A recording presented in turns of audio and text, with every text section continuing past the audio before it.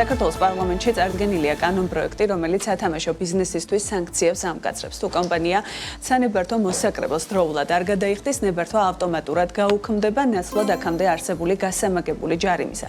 ცვლილება ეხება ონლაინ კაზინოებს, სათამაშო აპარატებსა და ტოტალიზატორებს. იმ შემთხვევაში, თუ კომპანიას ნებართვა გაუქმდება, მას ბაზარზე დასაბრუნებლად სანებართვო მოსაკრებლის სრული ოდენობით გადახდა თავიდან მოუწევს. განმარტებითი ბარათის თანახმად ეს თანხები ასე გამოიყურება ონლაინ სამორინე წელიწადში 5 მილიონი ლარი, ონლაინ სათამაშო აპარატები 1 მილიონი და ონლაინ ტოტალიზატორები და თამაშის მიწოდება ასევე 1 მილიონი ლარი. ამასთან იზრდება თავად ჯარიმის ოდენობაც არსებული 7,000 ლარის ნაცვლად 20,000 ლარი გახდება, ხოლო მისი გასამაგებული ოდენობა 60,000 ლარს მიაღწევს. მთავრობის მიერ ლოტერიების აზარტული და მოგებიანი თამაშობების მოწყობის შესახებ კანონში დაინიცირებულ ცვლილებებზე სტუდიაში სასაუბროდ გიორგი მამულაიშვილი, საქართველოს სათამაშო ბიზნეს ასოციაციის ხელმძღვანელი შემოგვიერთდა. მოგესალმებით, ბატონო გიორგი, მადლობა თქვენი დროისთვის. პირველ რიგში როგორ შეაფასებთ ინიციატივას, რომელიც ამ ტიპის ჯარიმების ზრდას და ცვლილებებს და გამკაცრებას ითვალისწინებს? პასუხისმგებლობა და წესრიგი აღნიშნულ ბიზნესში სავალდებულოა, რა თქმა უნდა. ჩვენ ასევე ყოველთვის ვემხრობთ ისეთ ინიციატივებს, რომელიც ზრდის გამჭვირვალეობას და ბიზნესს უფრო გამჭვირვალეს ხდის სახელმწიფოს მიმართ და საზოგადოების მიმართ.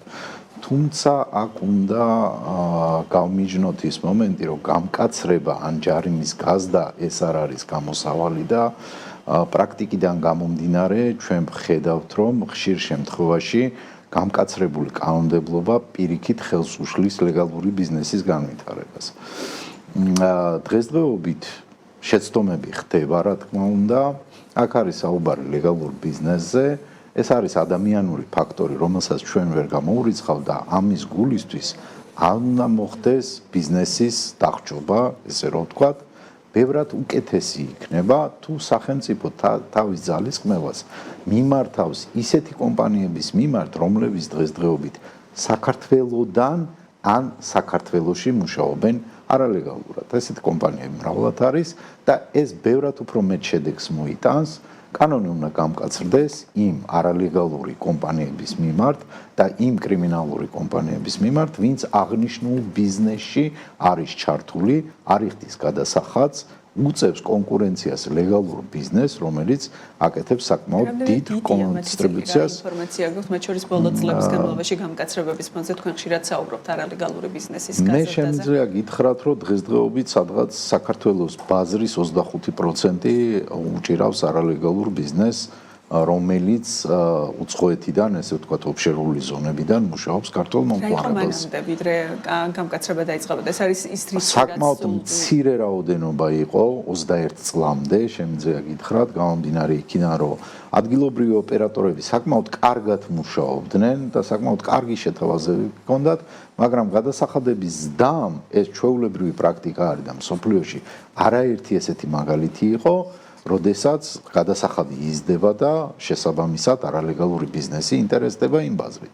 პლუს ჩვენთან პრობლემა შეიქმნა წყლოვანების დასთან, რამაც გამოანთავისუფლა ჯამში 1,400,000 ადამიანი და შესაბამისად მათთვის საინტერესო გახდა ეს ბაზარი. დღესდღეობით ჩვენ გვაქვს კონსულტაციები სახელმწიფოსთან და მე ძალიან დიდი იმედი მაქვს, რომ სახელმწიფო მიიღებს საბოლოო ჯამში, ესე ვთქვათ, იმ გადაწყვეტილებას, რომ ერთად ბიზნესთან ერთად ვებრძოლოთ ესეთი ტიპის კომპანიებს, რომლებიც ჩართულები არიან ამ ტიპის საქმიანობაში და ეს სეგმენტი დაბრუნდება უკან საქართველოში და შესაბამისად ამითი გამჭვირვალეობაც გაიზრდება, კონტროლიც გაიზრდება, სახელმწიფო მეტ გადასახადს მიიღებს და თვითონ სოციალური ფონის გაუმჯობესდება ქვეყანაში. ამ ტიპის გამკაცრება რა გავლენას იქონიებს სტაბილურობაზე და ინვესტიციების მოზიდვაზე? ინვესტიციებზე არ ამგონია, რომ იქონიოს გავლენა, თუმცა აქ ყველაზე მეტად დაზარალდება ისეთი ტიპის კომპანიები, რომლებიც მიწის ობიექტებს ფლობენ, შესაბამისად მათ ისედაც საოპერაციო ხარჯი მაღალი აქვთ და პლუს ამას დაემატება ის მაღალი, ესე ვთქვათ, საჯარიმო სანქციები, რომლებიც დღეს შემოიღეს. აქამდეც იყო გაერთმაგებული, გასამაგებული, შემდეგ ლიცენზიის ჩამორთმევა, თუმცა შეგვიძლია ვთქვათ, რომ ჯარიმები რიგ შემთხვევაში გაათმაგდა, რიგ შემთხვევაში გასამაგდა, რიგ შემთხვევაში გახუთმაგდა. ეს პრობლემაა, იმიტომ რომ კიდევ ერთხელ ვიძახი, რომ შეიძლება იყოს ტექნიკური ხარვეზი, შეიძლება იყოს ადამიანური ფაქტორი, რომელსაც ელემენტარულად რაღაცა კონკრეტული წინადადების ჩაწერა დაავიწყდა რეგლამენტში, რომელიც ბარდება შემოსავლების სამსახურში. აქ ამაზეა საუბარი, თორე ლეგალური ბიზნესისთვის როგორც ესეთი მკაცრი მიდგომა არ არის პრობლემა, თუმცა კიდევ ერთხელ ვიძახი, რომ კანონმდებლობა იყოს გონივრული და პროპორციული. ეს არის ბიზნესისთვის პრობლემა და ელემენტარული შეცდომის გამო ბიზნესმა არ უნდა იხადოს 10,000, 20,000 და 60,000 გადასახადი. ბატონ გიორგი, ახლა გითხავთ წინა სტუმართან დაწყებულთა იმასაც 60 წელს ზემოთ გადაცილებული პირობისთვის იკრძალება 1 სექტემბრიდან გადარიცხვა, მათ შორის არის სათამაშო ბიზნესიც. როგორია შეფასება და რა გავლენას მოახდენს ეს ყველაფერი თქვენს სექტორს? როგორც ეროვნულმა ბანკმა განმარტა აღნიშნული, ესე ვთქვათ, თავისი ინიციატივა, ეს არის მიზანმიმართული იმ მოწყვლად ჯგუფების მიმართ, რომელიც დღესდღეობით ყავს ქვეყანაში, ეს არის 60 წელზე ზემო. თუმცა მე ვერ დავეთანხმები ეროვნულ ბანკს და აქ უნდა მოხდეს იმის გამიჯვნა, რომ როდესაც ისეთი ტიპის კომპანიები, როგორც არის ფორექსი, ფინანსური ოპერაციები, ვირტუალური აქტივების შეძენა და გაყიდვა უმეტესწილად დაკავშირებულია თაღლითობასთან, სათამაშო ბიზნესის ამ პარალელში დაყენება მე არ მიმაჩნია მიზანშეწონილად, გამომდინარე იქიდან, რომ 2019 წელს, როდესაც შეიცვალა კანონმდებლობა და ჩვენ შემოვიღეთ, ესე ვთქვათ, სახელმწიფომ შემოიღო ვერიფიკაციის და იდენტიფიკაციის კანონმდებლობა და გაამკაცრა, დღესდღეობით ეს საკმაოდ კარგად სრულდება და ზუსტად ფიშინგური ოპერაციები აზარტულ თამაშებში ნოლამდე არის თითქმის დაყვანილი.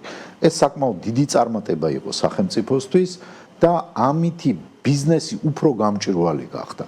მაგრამ ეხლა ჩვენ ვხედავთ ისეთ სიტუაციას, როდესაც რეალური სისტემური პრობლემა სადაც გვაქვს, ეს არის არალეგალური, ესე ვთქვათ, აზარტული თამაშების კომპანიები, რომლებიც ოპერირებენ, შესაბამისად ისინი გააგრძელებენ თავის საქმიანობას ჩვეულებრივ რეჟიმში, როგორც აგრძელებდნენ, იმიტომ რომ ჩვენ ვხედავთ, რომ ხდება მისკოდინგი და იქ არ ვიცი, სხვადასხვა ტიპის სერვისებზე ხდება თანხების გადარიცხვა, როგორც არის ვაჭრობა, სერვისი და ასე შემდეგ, მაგრამ ზიანდება კონკრეტულად აზარტული თამაშების კომპანია, რომელსაც ლიცენზია აქვს აღებული, გადასახადს იხდის, ახალ სამუშაო ადგილებს ქმნის, ავითარებს IT ბიზნესს, ავითარებს იგივე საბანკო სექტორს და დღეს ჩვენ ამ კომპანიებს რეალურად ხელოვნურად უფერხებთ განვითარებას.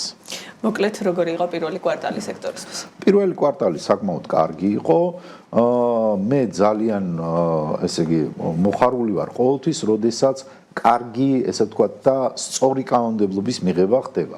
24 წლის დეკემბერში შემოიღო სახელმწიფომ ცვლილება, სადაც უცხოელი მოთამაშეების მოზიდვის შემთხვევაში არის რაღაც კონკრეტული ადგილობრივ მოთამაშეებთან განსხვავებული გადასახადებია. ამან მისცა საშუალება კომპანიებს, რომ უფრო მეტი აქტივობა გააკეთონ იმ უცხოელ მოთამაშეებზე, უფრო მეტი შემოსავალი მიიღონ და უფრო მეტი გადასახადი გადაიხადონ.